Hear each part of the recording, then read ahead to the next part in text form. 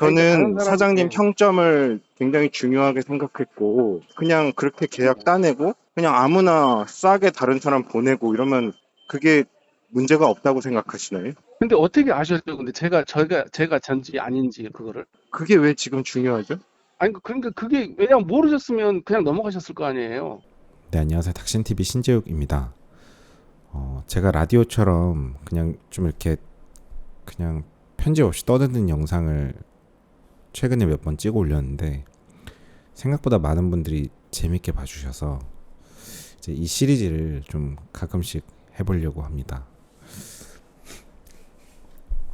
오늘 할 얘기는 제가 최근에 좀 이사를 했는데 이사를 하면서 좀 있었던 일들 얘기할 거리들이 좀 있어요. 두 가지 이벤트가 있었는데, 그러니까 제가 짐이 좀 많았는데 짐을 많이 버렸고, 버리고서 이제 남은 일부의 짐, 이제 도저히 버리기는 좀 아까운 그런 짐들은 일부는 이제 부모님 집으로 옮기고, 내가 이제 갖고 가야 될 짐은 제가 이제 이사 가는 작은 집으로 짐을 옮겼습니다. 그러면서 이제 이삿짐을 이제 좀 옮겨주는 이삿짐 센터라고 하면 되죠. 거의 용달 수준이긴 한데 이삿짐 센터를 두 군데를 이용을 했고요.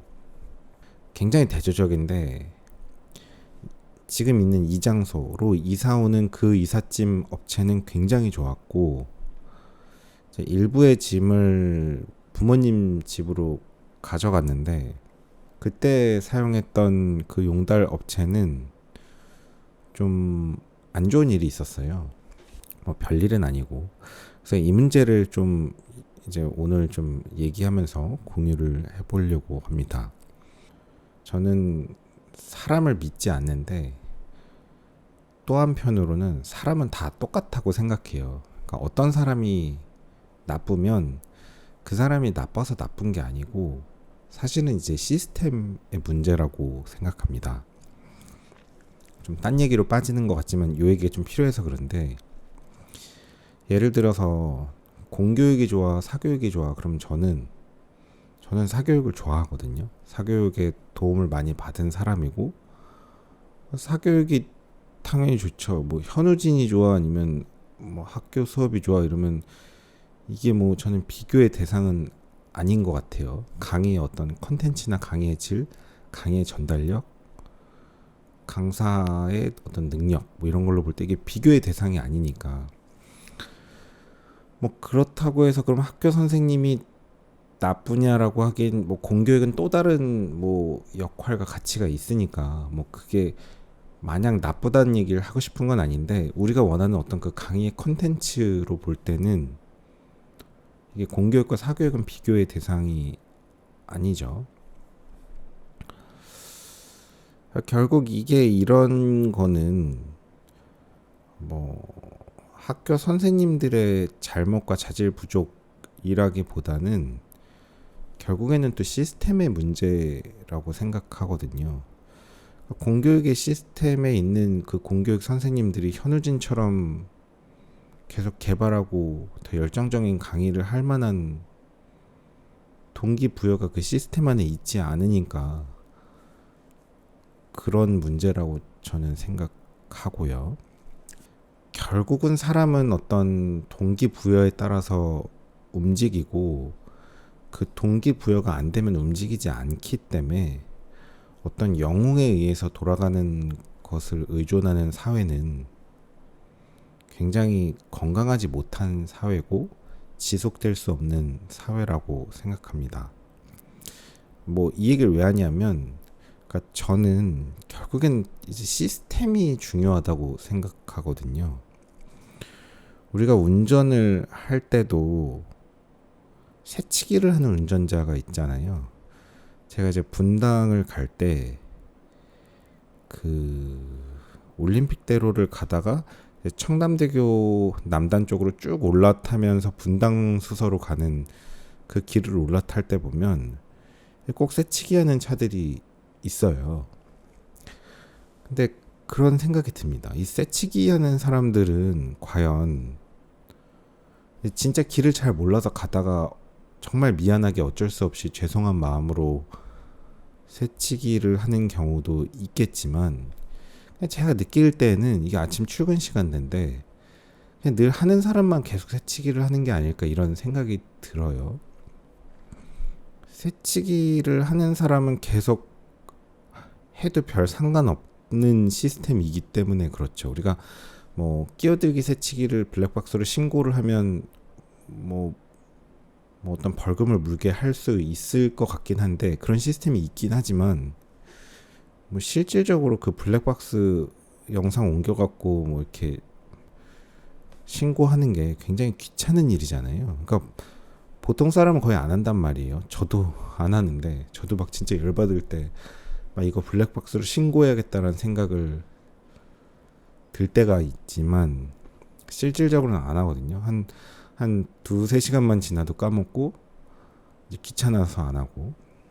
근데 결국 이 새치기를 하는 사람은 계속 새치기를 해도 계속 새로운 사람을 만나고 그 새로운 사람들은 다 블랙박스로 신고를 하기 귀찮고 어떤 그런 레이팅이 누적되는 시스템이 아니기 때문에 우리가 무슨 자동차 위에 어떤 전광판이 생겨서 다른 차주들이 저 차를 평가할 수 있는 시스템이 있다면 모범적인 운전을 하는 사람한테는 어떤 좋은 레이팅을 계속 새치기나 끼어들기나 뭐 이런 과격한 운전을 하는 사람은 이제 마이너스 점수를 주는 어떤 그런 레이팅 시스템이 차에 표시가 된다면 다른 사람들로부터 그 운전자의 어떤 운전이 계속 누적되는 평가되는 시스템이 있다면 그런 반복적으로 새치기를 하는 사람은 없어지고 모두의 운전은 좋아지겠죠.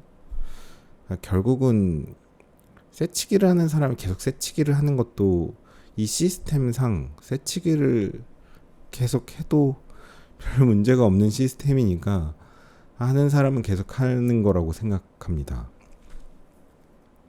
전달이 된지 모르겠는데 이 얘기를 왜 하냐면요.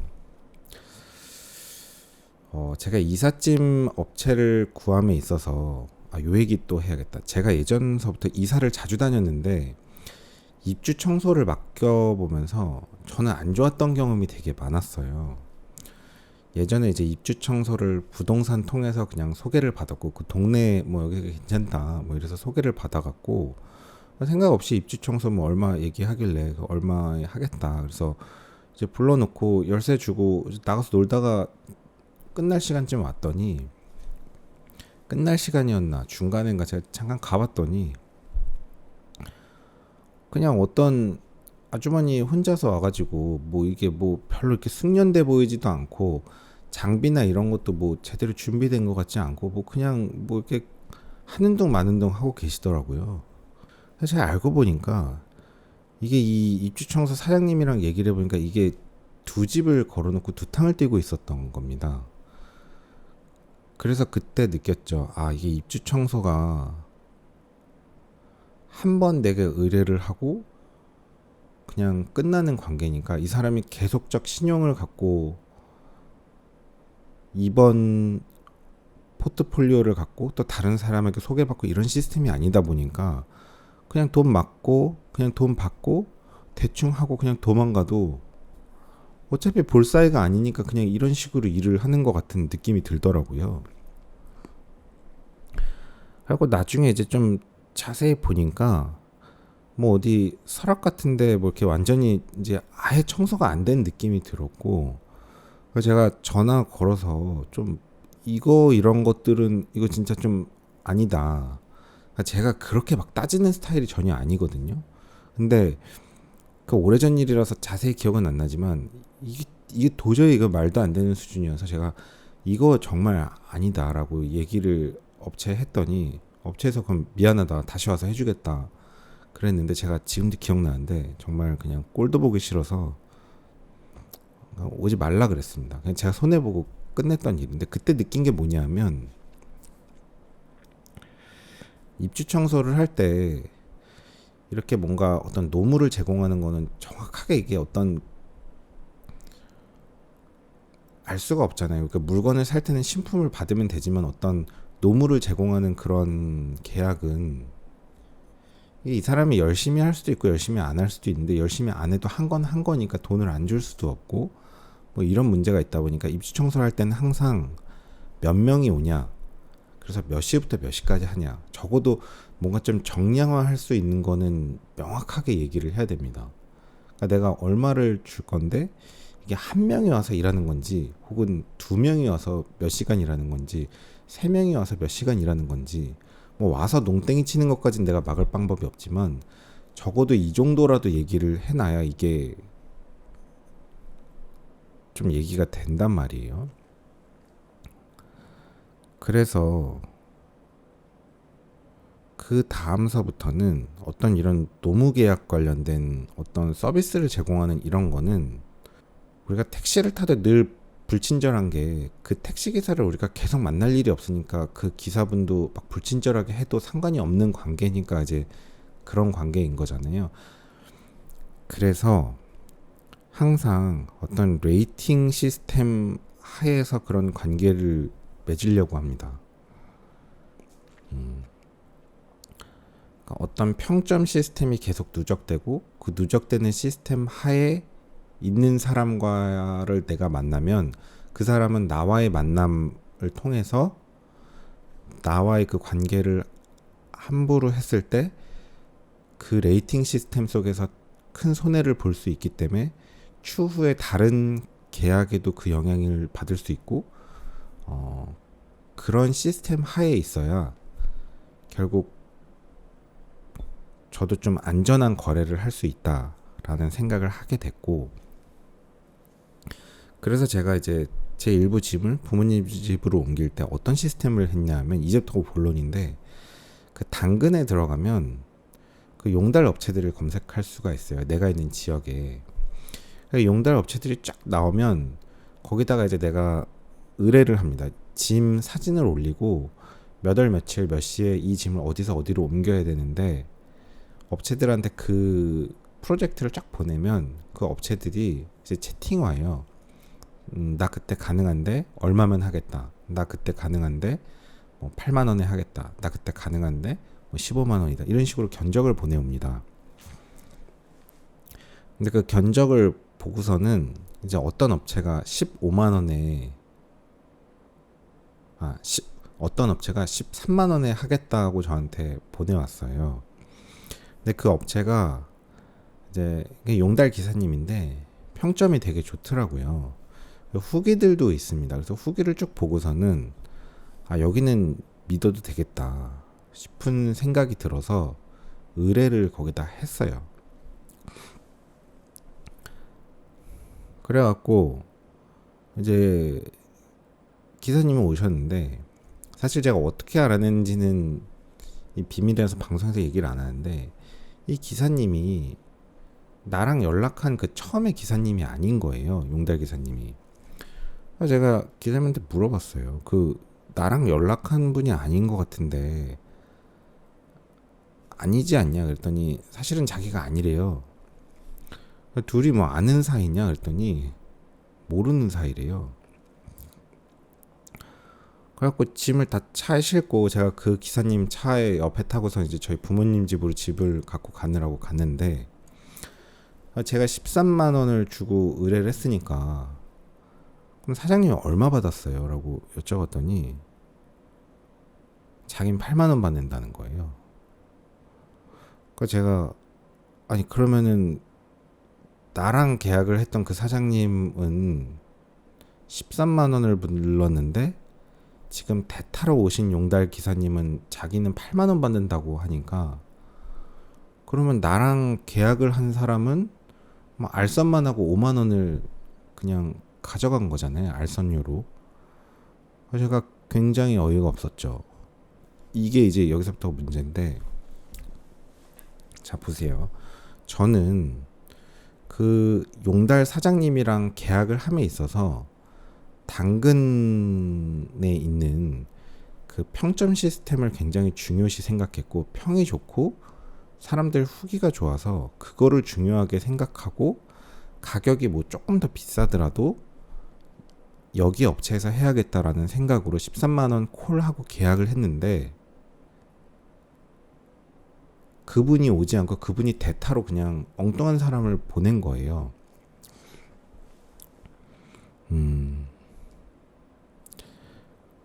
만약에 용달 기사님을 보낼 때 뭐 본인 친구라서 좀 아는 사이라든지 내 아는 사람인데 이 사람이 일을 정말 잘해 그래서 보냈다든지 뭐 그러면 모르겠는데 혹시라도 이 관계를 물어보니까 전혀 모르는 사이래요, 두 분이.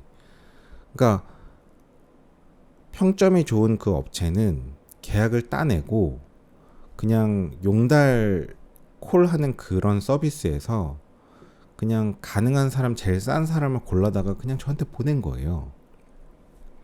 그래서 저는 사실 13만 원을 내는데 8만 원짜리 기사님이 오신 거고 저도 모르는 사이에 그냥 그 차액 5만 원은 그냥 중개하는 목적으로 처음 계약한 분이 그냥 갖고 튄 거죠. 그러니까 저는 13만 원이라는 돈을 내면서 13만 원이라는 노무를 제공받기를 원했는데 실제 오신 분은 8만 원밖에 못 받는 분이니까 자기가 8만 원어치의 일을 하고 싶지 13만 원어치의 일을 하고 싶진 않을 거 아니에요. 그러니까 어떻게 보면 저한테는 5만 원의 손해가 발생했다고 볼 수 있죠.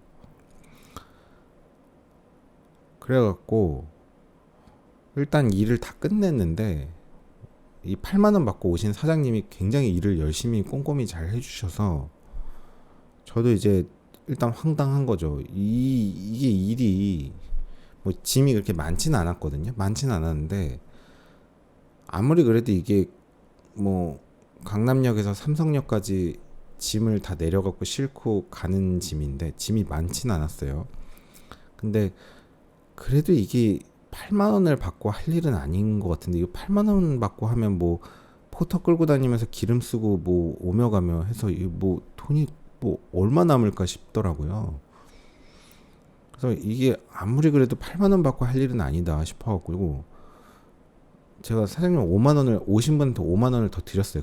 그러면 이거 8만 원 받고 할 일은 아닌 거 같아요. 제가 5만 원 더 드릴 테니까 13만 원 받으시라고. 그랬더니 되게 고마워하시더라고요. 그러고서는 이제 일은 끝났는데 제가 이제 곰곰이 생각해 봤는데 이게 좀 이건 아니다 싶은 거예요. 그래서 제 딴에는 제가 생각할 때는 이건 거의 그냥 사기다라는 생각이 저는 들었거든요. 왜냐하면 이거나 똑같은 거예요. 내가 중고차를 사러 갔는데 내가 외판 뼈다고 문제없는 애플공 520D 딱 요 차를 사고 싶어서 요 차를 계약했는데 계약하고 이제 차 탁송호를 받으러 집에 갔더니 그냥 색깔도 똑같고 모양이 똑같은 다른 520D를 저한테 보낸 거예요. 그러면 안 되는 거잖아요. 그러니까 나는 당근이라는 곳에서 그 평점을 보고 이 용달 업체의 평이 좋으니까 그걸 중요시 생각해서 이 사람과 계약을 했는데 이 사람은 나한테 아무 말도 없이 그냥 용달 업체에서 아무나 그 시간 가능한 사람 구해갖고 그냥 하라고 가라고 보낸 거죠. 그러니까 저한테 그런 얘기 안 했으면 저는 또 몰랐던 거고 저는 이 정도면 이게 뭐 금액이 큰 건 아니지만 이건 그냥 뭐 그 사기 아니냐 이 정도면 뭐 사기나 마찬가지인 거죠.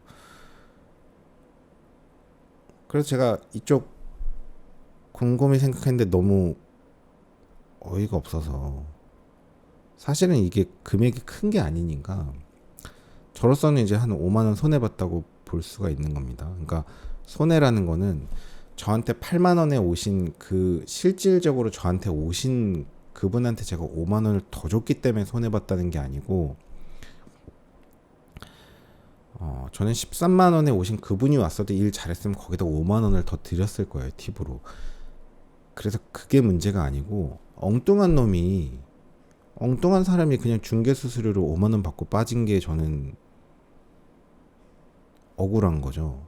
제가 차라리 애초에 이게 중개 서비스인 줄 알았으면 중개료로 5만 원을 냈다면 그냥 그러려니 할 텐데 이거는 자기가 올 것처럼 그러니까 저는 그 사람이 오는 걸로 직접 계약을 했는데 자기는 5만 원 받고 빠지고 저한테 아무 말도 없이 아무런 신뢰관계가 없는 사람을 8만 원짜리를 보낸 거니까 사실 굉장히 좋은 분이 와서 일을 잘해 주셔서 다행이긴 했지만 이게 뭐 이상한 사람 왔으면 저는 그냥 완전 망치는 거 아니에요.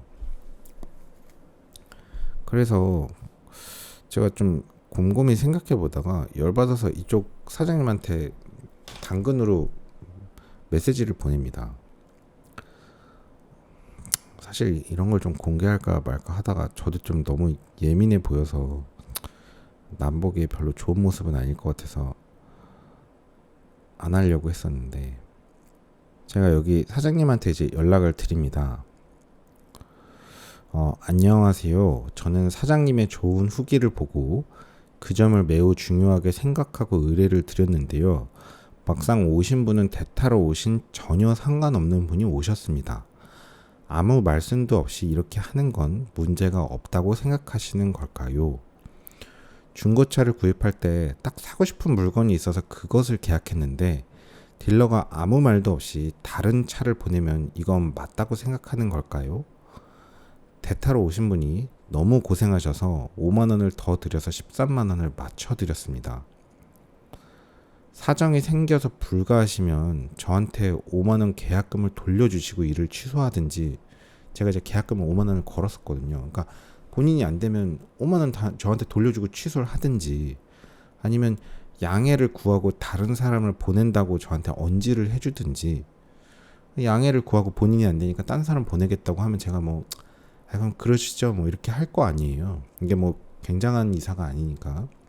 그래봐야 거의 용달 수준의 집 몇 개 옮기는 거였는데, 원칙적으로는 본인이 계약금을 받았으니까 뭐 계약금의 배액 상환을 하고 취소하는 게 맞다고는 생각하는데, 제가 뭐 배액 상환하라는 건 아니고 이제 이게 문제가 어떻게 생각하냐라고 제가 연락드렸더니 내일 연락드린다. 그러고서 이제 연락이 없었습니다. 계속 연락이 없어가지고 제가 이제 물음표를 보냈더니 이분이 뭐라 그러냐면, 기사 통화를 해보니 추가금을 요구하지 않았다고 하던데요. 고객님이 알아서 더 주신 거 아닌가요? 이렇게 연락이 왔는데, 이게 굉장히 어이없는 게, 저는 저랑 계약을 한 그분이 오지 않은 게, 저는 그 레이팅을 믿고 13만 원으로 당신하고 계약을 했는데 당신이 오지 않고 엉뚱한 사람, 아무 상관없는 사람을 그냥 자기는 5만 원 받고 빠지고 8만 원짜리인 분을 보낸 거를 이제 이게 잘못됐다라고 연락을 했더니, 이 사장님은 제가 팁으로 이 오신 분한테 5만 원 더 드렸더니 그거를 그 기사 요구하지 않았는데 너가 준 거 아니냐, 너가 손해를 자청한 게 아니냐, 저한테 이제 그 얘기를 하는 거예요. 그래서 저도 이걸 어떻게 이렇게 이해를 할 수가 있지? 아예 뭐가 문제인지 모르시는 건가? 라는 생각을 하게 됩니다. 그래서 기사분은 그냥 제가 드린 거예요. 제가 문제 삼는 건 그게 아닌데 이해가 안 가시나요? 평점 보고 그걸 중요하게 생각하고 계약했는데 아무 언지 없이 다른 사람을 보내면 이게 문제가 없다고 생각하시는 건가요? 라고 했더니, 그건 크게 문제가 안 되고 시간 약속을 안 지켰거나 부당 요구하는 건 문제가 됩니다. 더 주고 싶으셨거나 추가금을 요구했으면 계약금에 준해서 해결할 부분입니다. 이상한 소리를 해가지고, 저는 사장님이랑 계약을 한 거지 그냥 아무나 대타로 온 걸 계약한 게 아니에요. 어제 설명을 잘 해드렸다고 하던데요. 기사분이 거짓말을 하는지는 확인해 보겠습니다. 뭐 이상한 소리만 하죠. 저는 사장님 평점을 보고 그걸 중요하게 생각해서 계약한 건데 아무 언제 없이 전혀 다른 사람을 보내는 게 문제가 없다고 생각하는 건가요? 기사님은 워낙 고생을 하셔서 제가 그냥 팁으로 드린 거고 이 문제랑 그건 아무 상관이 없다. 그랬더니 여 사장님이 하는 말가, 얼굴도 안 배웠는데 말하지 않았다면 누가 누군지 알 수 없는 부분인데 그럼 어떤 걸 원하시나요?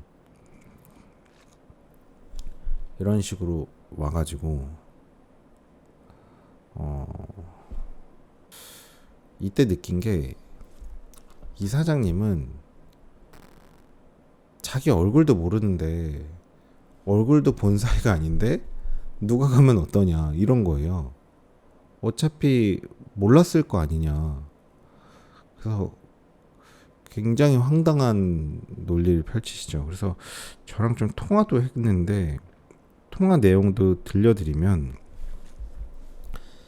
뭐 통화 내용을 이제 제가 뒤에 좀 틀게요. 그러니까 제가 결국 이제 문제가 되지 않냐. 저는 사장님하고 계약해서 사장님이 오시는 계약을 한 건데 평점을 보고 중요시 생각해서 이 사장님은 그냥 용달 앱을 띄워갖고서는 그 시간 가능한 8만 원짜리 사람을 보내고 자기는 5만 원 받고 싹 빠진 거고 그러면서 저한테 하는 얘기 그러니까 자기도 그 용달 기사를 구하느라 수수료를 지불했으니까 자기도 손해가 있다. 뭐 이런 얘기를 하는 건데 그래서 제가 이번 건을 보면서 느낀 점은 뭐냐면 이런 시스템으로 들어와도 이제 평점이 좋으면 그곳으로 의뢰가 많이 몰리고 많이 몰리면 그분들이 일부의 일은 또 이렇게 그냥 제3자한테 넘겨버려서 보내는 일들이 좀 생기는 것 같습니다.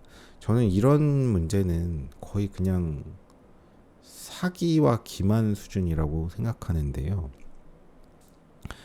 어떤 계약 체결을 함에 있어서 누가 그 노무를 제공하느냐가 굉장히 중요한 부분이었고 이런 레이팅 시스템에서는 그런데 그 노무를 제공하는 사람이 그 계약 당사자에게 아무런 언지도 없이 그냥 아무 신용이 없는 제3자를 보내는 거는 그 노무를 제공받는 사람 입장에서 볼 때는 뭐 거의 그냥 채무불이행인 거죠. 내가 원하는 물건이 온 게 아닌 거란 말이에요. 좀 제가 이제 보니까 실제 업계에 이런 일들이 조금씩 있습니다. 근데 제가 이 사장님 같은 경우는 제가 대화를 하면서 느낀 게 뭐냐면 뭐 이렇게 말씀드려야 될지 모르겠는데 뭐가 잘못됐는지 자체를 거의 인지를 좀 못하는 느낌이고요. 그러니까 정말 얍삽하고 악의적으로 막 그냥 하는 그런 악덕한 사장님 느낌이 아니고 그냥 진짜로 자기가 뭐가 문제인지를 잘 모르시는 분 같더라고요. 모르시는 분 같고 실제로는 거의 대부분을 본인이 나가시긴 하는 것 같아요. 제가 후기를 보니까. 그리고 후기 평도 되게 좋습니다. 그러니까 되게 열심히 일하시는 분이고 평도 좋고 거의 대부분을 실제로 자기가 나가는데 어쩌다가 본인이 안 되니까 그 일을 그냥 제3자한테 넘기면서 본인도 그 과정에서 이제 수수료를 지불을 했으니까 나는 5만 원 받고 빠지는 게 맞다라고 생각한 거고 저한테는 누가 오든 뭔 상관이냐 얼굴도 모르는 사이인데 어떻게 안 거냐 도대체 계속 저한테 그것만 물어보면서 문제가 뭔지를 인지를 좀 못하시는 모습을 보였고 사실 저는 제 입장에서는 뭐 그 몇만 원 차이가 뭐 제 인생에 아무런 상관이 없는 돈이고 저도 이런 게 괴로운 게 뭐 저는 그래도 뭐 경제적으로 여유가 있는 편이고 이 용달업 하시는 분들은 뭐 이분들도 여유가 있을 수는 있지만 그래도 굉장히 좀 생계 업종이잖아요. 뭐 그게 여유가 많은 분들은 아닐 가능성이 높은데 이런 분들을 상대로 제가 뭐 이렇게 꼬치꼬치 따지고 막 뭐 문제제기를 하고 이런 게 저도 괴로워요. 저도 하고 싶지 않고 그냥 그 5만 원이든 10만 원 전 사실 그게 전혀 중요하지 않아서 그냥 팁으로 5만 원 막 드리거든요. 저는 상관이 없는데 그래도 이건 아니지 않냐. 이게 잘못된 거는 이 사장님이 아셔야 되는 문제고 이런 게 반복되면 계속 피해자가 발생할 거고 난 이거 완전 거의 사기다. 이런 거는 잘못된 건 잘못된 거다. 아무리 이게 뭐 생계업종이고 이걸 떠나서 라는 생각이 들어서 결국은 이 사장님한테 5만 원 받아냈습니다. 그러니까 당신이 5만 원 받은 건 완전 부당이득이다. 그거를 뭐 본인이 수수료를 내고 딴 사람을 구한 거는 본인이 안 되니까 본인이 구한 거고 그건 본인이 감수할 일인 거고 그걸 5만 원을 받고 빠지는 건 내 돈을 5만 원 가져간 거나 마찬가지이기 때문에 이거는 나한테 돌려줘야 된다라고 해서 제가 돌려받았습니다. 제가 잘못한 걸까요? 정확히 이해가 되셨을지 모르겠는데 결국 이 사장님이 좀 뭐가 문제인지 좀 이해를 잘 못하시는 모습을 보였고 저도 좀 내가 너무 예민한가? 사실은 남들은 아무도 문제 제기를 안 하는데 내가 이상한 건가? 내가 막 또 이렇게 생계업 하시는 분들 못 살게 군 건가? 이런 좀 생각이 들어서 저도 며칠 동안 좀 고민을 했는데 뭐 여러분들은 어떻게 생각하시는지, 그리고 요즘에 이런 레이팅 시스템 하에 평가가 좋은 업체들이 많이 일을 따내고 이제 제3자를 보내는 이런 상황들이 조금 있는 것 같습니다. 그래서 요건 좀 안 좋았던 케이스인데 공유하고자 해서 올려봅니다. 오늘은 여기까지 하겠습니다. 오늘도 긴 영상 봐주셔서 감사합니다. 수고하셨습니다. 고속도로 1차로는 앞지르기 차로입니다. 계속 주행을 하시려거든 주행차로로 내려오십시오. 앞지르기 차로 계속 주행은 단속 대상입니다.